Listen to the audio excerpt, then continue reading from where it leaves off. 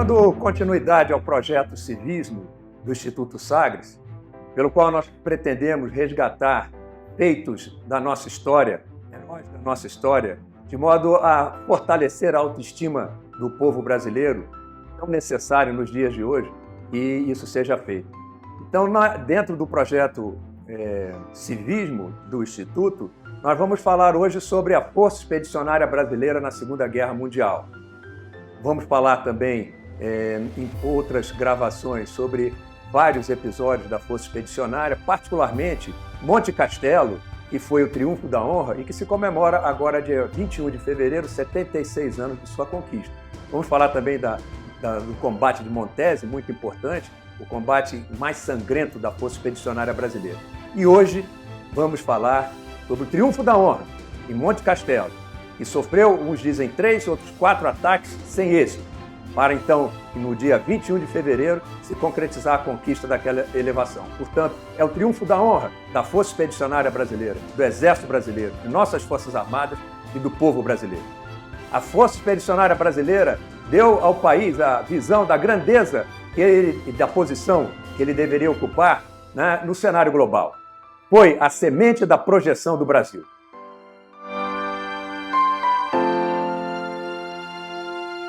Vamos ver, então, a conquista de Monte Castelo, que foi no dia 21 de fevereiro, mas começou com um ataque preliminar da 10ª Divisão de Montanha, que está ali em azul, sobre Belvedere, de modo que, visto aquela linha vermelha contínua, que era a linha de contato, com uma manobra de flanco em Belvedere, essa linha foi quebrada, e que foi no dia 18 de fevereiro. Então, o que aconteceu? Aquela linha foi quebrada e o alemão teve que reajustar o dispositivo.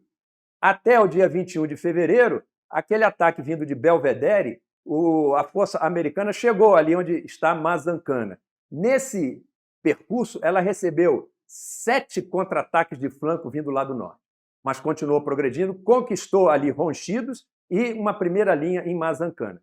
O ataque prosseguiria no dia 21 de fevereiro com a força americana para conquistar La Torracia, pensando-se que ela chegaria primeiro em La Torracia do que a FEB em Monte Castelo. Aconteceu o contrário. Então, quem apoiou a conquista de La Torracia foi a FEB, e não o americano em La Torracia apoiando a conquista de Monte Castelo. Mas iria partir no mesmo momento, em 21 de fevereiro, enquanto a força americana se dirigia para La Torracia, ali na seta amarela, o regimento Sampaio iria conquistar Monte Castelo e depois prosseguir para La Serra.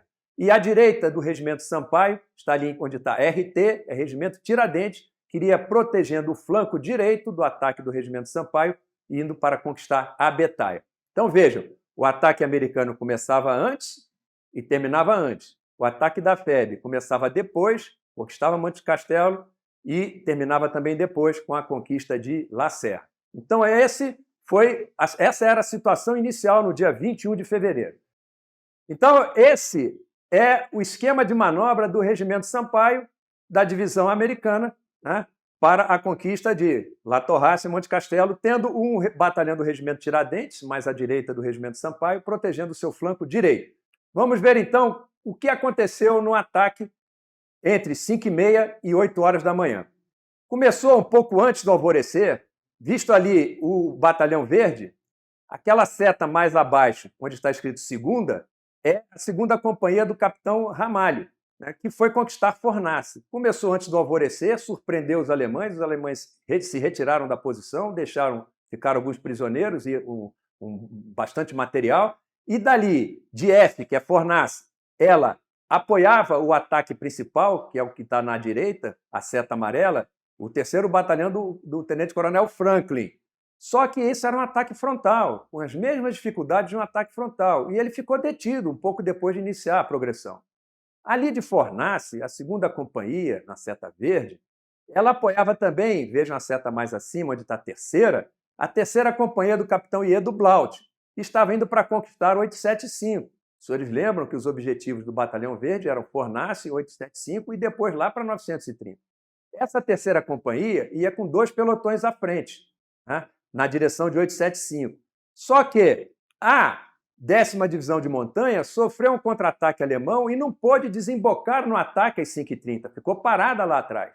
Então, ali em 1027, a posição ainda estava de posse dos alemães e que começaram a bater o flanco da terceira companhia da Seta Verde. Então, o que aconteceu? Em face desse contra-ataque alemão, essa posição alemã em 1027 bateu o pelotão do tenente Brandi, que ia à esquerda no ataque da terceira companhia. Tiveram, então, que ser feitas coordenações com a 10ª Divisão de Montanha e esse pelotão do tenente Brandi teve que atacar 1027 na zona de ação da divisão americana, porque senão não conseguiria a terceira companhia chegar em 875. Tendo agora um pelotão indo para 1027 e só um pelotão para 875, o poder de combate para chegar em 875 ficou pequeno. O que a terceira fez? Pegou o seu pelotão reserva e bem pelo, vamos chamar assim, bem pelo cantinho direito ali de 875, protegida dos fogos alemães que vinham de 1027 e 1036, conseguiu conquistar 875. Então, o tenente Brandi conquistou 1027, o pelotão, esses outros dois pelotões conquistaram 875. Então, estamos às 8 horas da manhã, a 10ª Divisão de Montanha detida, sofrendo um contra-ataque alemão, 1027 e 875 já em mãos do primeiro batalhão, do Batalhão Verde, e o comandante do Batalhão Verde, vendo o seu êxito e que só faltava chegar em 930, ele pede ao comandante do Regimento Sampaio, o Coronel Caiado de Castro, vamos ver lá atrás onde está RS, 2º Batalhão e 5ª do 2º Batalhão, o Major Uzeda, comandante do Batalhão Verde, pediu o reforço dessa 5ª Companhia, que está em reserva, junto com o 2º Batalhão, porque ele estava vendo que ele estava tendo êxito. Só que o Coronel Caiado de Castro, comandante do Regimento Sampaio, achou que era muito cedo para reforçar um ataque secundário e não cedeu àquela companhia. O Batalhão Verde, lembra os senhores, está com 2 companhias na frente, a 2ª e a 3ª, e tem uma companhia em reserva. Por que o Major Uzeda não queria tirar aquela companhia dali? Por que ele pediu a 5ª do 2º Batalhão? Porque se aquele contra-ataque alemão tivesse êxito e subisse, expulsasse a divisão de montanha ali de Ronchidos, esse contra-ataque alemão ia bater bem na retaguarda do Batalhão Verde e ia inviabilizar o ataque inteiro. Então ele queria deixar uma companhia ali. Mas como foi negado o reforço da companhia do Batalhão Reserva, ele resolveu empregar aquela primeira companhia e vamos ver como ele o fez. Ele mandou o capitão Everaldo com 2 pelotões da primeira companhia para atacar o 1036, porque ainda estava de posse do alemão. E deixar ali a retaguarda para proteger o batalhão caso aquele contra-ataque alemão tivesse êxito, um pelotão apenas do tenente Adail. E aí, lá se foi a primeira companhia com 2 pelotões e chegou e conquistou 1036, com o pelotão do tenente Aquino à frente. Agora nós temos o contra-ataque alemão, da Seta Vermelha, sofrendo fogo de flanco e fogo de frente, enfrentando a mesma dificuldade que a FEB-3 teve naquele ataque de 29 de novembro e 12 de dezembro. Está recebendo fogo de frente e de flanco. E agora, com fogo de artilharia sobre esse contra-ataque, mais fogo de frente e de flanco, esse contra-ataque alemão é detido. No momento em que esse contra-ataque alemão é detido, o tenente Aquino já vai para 930. E aquela companhia, a terceira companhia, fica em condições de prosseguir também para frente. Ela não prosseguia porque em 1036, batendo 875, a terceira companhia não podia prosseguir. Então agora, o que acontece? Com aquele contra-ataque alemão detido, um pelotão já chegando em 930, o pelotão do tenente Aquino, o alemão em Monte Castelo, lá no MC, ele tem que reajustar o dispositivo, enfraquecendo a frente que estava detendo o ataque principal do tenente-coronel Franklin, que pode, então, retomar a progressão. Então, por volta de entre 8 horas e 13h30, o que acontece? O coronel Caiado de Castro, comandante do Regimento Sampaio, que tinha o batalhão amarelo, o batalhão verde, o batalhão branco, ele resolve pegar aquela 5ª companhia que ele tinha negado antes e reforçar o ataque do Batalhão Verde, que é o ataque secundário, mas que está tendo mais êxito que o principal. Então, entre 8 horas e 13h30, estamos com um pelotão da primeira companhia em 930, outros pelotões podendo serrar para 930 dessa companhia, a terceira companhia podendo serrar também para 930 e a 5ª companhia se aproximando para aquela posição que flanqueava o Monte Castelo. É que isso demora tempo, né? não é feito em 5 minutos, em 10 minutos. Às vezes demora 1 hora, 2 horas para haver todo esse deslocamento. Então, o que aconteceu a partir de 13h30? Então, a primeira companhia já está toda, né, inclusive aquele pelotão do tenente Adel que ficou lá atrás, já está em 930. A terceira companhia, aquele pelotão do tenente Brand, que estava em 1027, já se incorpora aos outros dois que estavam em 875 e serra para 930. A quinta companhia, que foi o reforço que foi mandado, serra também para 930. Então, Monte Castelo está flanqueado, está sendo batido de frente e de flanco. Agora, quem está sendo batido de frente e de flanco é o alemão em Monte Castelo. Só que, nesse ínterim, a ideia era iniciar o ataque final a Monte Castelo às 15 horas. Mas, visto ali a 10ª Divisão de Montanha, aquela seta azul que vem por trás do Batalhão Verde foi uma companhia, né, de fuzileiros de um batalhão da 10ª Divisão de Montanha que se perdeu, entrou na retaguarda do Batalhão Verde, confundiu posições brasileiras com alemães e chegou até a atacar e matar um soldado brasileiro. Isso acontece no combate. Isso não é incompetência, não. Essa 10ª Divisão de Montanha americana era extremamente competente, uma tropa de escola. Mas na guerra, erros acontecem. E aí, o que acontece com essa companhia? Ela veio andando pelo terreno, meio perdida, e foi bater exatamente entre as companhias, né, da FEB que iriam atacar Monte Castelo pelo flanco, impedindo que o ataque pudesse prosseguir às 15 horas. O alemão, vendo-se praticamente cercado, inviabilizada a defesa de Monte Castelo, começa a retrair. Retraem mais de 30 homens, um pelotão, inclusive com copioso material e armamento. Até às 16 horas era essa situação. Às 16 horas a situação está resolvida, essa da companhia americana no intervalo, né, entre Monte Castelo e as companhias brasileiras. E aí, a partir das 16 horas, inicia o assalto final a Monte Castelo. São realizados 20 minutos de fogos cerrados intensos sobre Monte Castelo, e aí as companhias, primeira, terceira e quinta, e a própria segunda companhia cerram a frente para Monte Castelo, e o batalhão do tenente-coronel Flank, o ataque principal, também cerra sobre Monte Castelo, e em Monte Castelo, então, às 18 horas, temos o hasteamento da bandeira nacional, a conquista da posição. La Torrácia só foi conquistada pela 10ª Divisão de Montanha no dia seguinte, com apoio da FEB. E no dia 24 de fevereiro, aquele 2º batalhão do Regimento Sampaio, que estava em reserva, o batalhão do Major Cisano Sarmento, vai e conquista La Serra. E vamos ver o que diz aquele coronel alemão, comandante de um regimento paraquedista, sobre essa ação da Força Expedicionária Brasileira. Notável foi o ataque da 1ª Divisão de Infantaria Expedicionária, em meados de fevereiro de 1945. Na região de Vergato, a divisão brasileira avançou, lado a lado com a famosa 10ª Divisão de Montanha, contra posições da 200ª, 32ª Divisão Alemã de Granadeiros, arrebatando-lhes o tenazmente defendido Monte Castelo. Então, infelizmente, uma vitória bonita como essa de Monte Castelo e outras que a FEB teve, infelizmente, a FEB é mais cultuada na Itália do que no Brasil. Eis o monumento à conquista de Monte Castelo, o monumento Libertação. Mas isso, infelizmente, aconteceu no Brasil. E nós vamos aqui recordar as palavras do padre Antônio Vieira, ditas séculos atrás. Se servistes à pátria e ela vos foi ingrata, vós fizestes o que devias e ela o que costuma, infelizmente. Soldados, cabos, sargentos, tenentes, capitães e comandantes de unidades da FEB venceram o maior desafio do guerreiro: enfrentar o inimigo com equilíbrio emocional, competência e coragem. A Força Expedicionária Brasileira ficou 239 dias seguidos na frente de combate.